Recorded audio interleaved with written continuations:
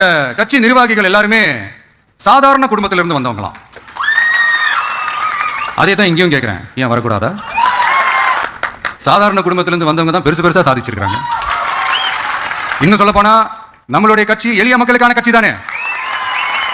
அப்படி இருக்கும்போது நம்மளுடைய கட்சி நிர்வாகிகளும் எளிய குடும்பத்தை சேர்ந்தவங்களா தான் இருப்பாங்க. நம்மளுடைய கட்சி ஒன்றும் பண்ணையார்களுக்கான கட்சி கிடையாது.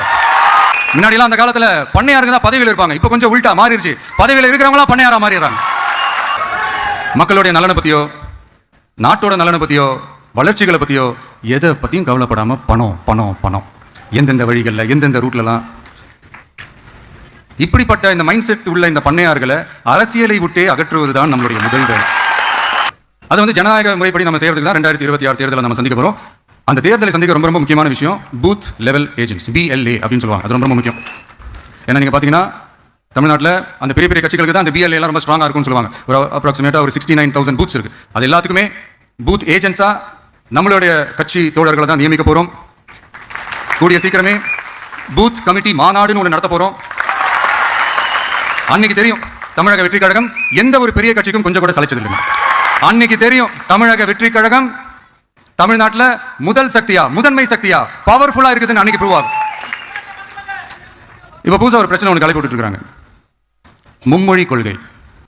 இதை வந்து இங்க செயல்படுத்தலைன்னா இந்த கல்விக்கான நிதியை வந்து நம்மளுடைய மாநில அரசுக்கு கொடுக்க மாட்டாங்களாம். இந்த LKG UKG பசங்க சண்டை போடுவாங்க தெரியுமா? அந்த மாதிரி கொடுக்க வேண்டியது அவங்களோட கடமை, இங்க இவங்க வாங்க வேண்டியது இவங்களுடைய உரிமை. ஆனா இவங்க ரெண்டு பேரும் இங்க எவ்வளவு சீரியஸா ஒரு பிரச்சனை ஓடிட்டு இருக்கு. இவங்க ரெண்டு பேரும் அதாங்க நம்ம பாசிசமும் நம்ம பாயாசமும், அதான் நம்ம அரசியல் இனிமையும் கொள்கை இனிமையும். ரெண்டு பேரும் என்ன பண்றாங்கன்னா, ரெண்டு பேரும் பேசி வச்சுக்கிட்டு இந்த செட்டிங்லாம் பண்ணி வச்சுக்கிட்டு மாத்தி மாத்தி சோசியல் மீடியாவில் ஹேஷ்டாக் போட்டு விளையாட்டுருக்காங்க. இங்க என்ன நடந்துகிட்டு இருக்கு? அதாவது இவங்க ரெண்டு பேரும் அடிச்சுக்கிற மாதிரி அடிச்சுப்பாங்களாம். அதை வந்து நாங்கள் நம்பணுமா? மக்கள் நம்பணுமா? What bro, it's very wrong bro.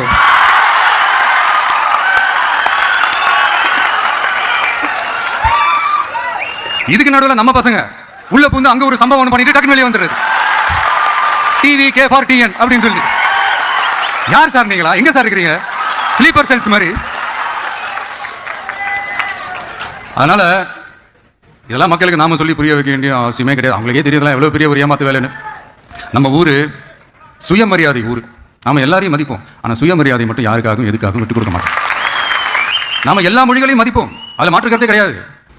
தனிப்பட்ட முறையில் யார் வேணாலும் எந்த ஸ்கூல்ல வேணாலும் படிக்கலாங்க. உனக்கு எந்த மொழி வேணுமோ, எப்போ கற்றுக்கணுமோ, உனக்கு எப்போ தோணுதோ கற்றுக்கலாம். அதில்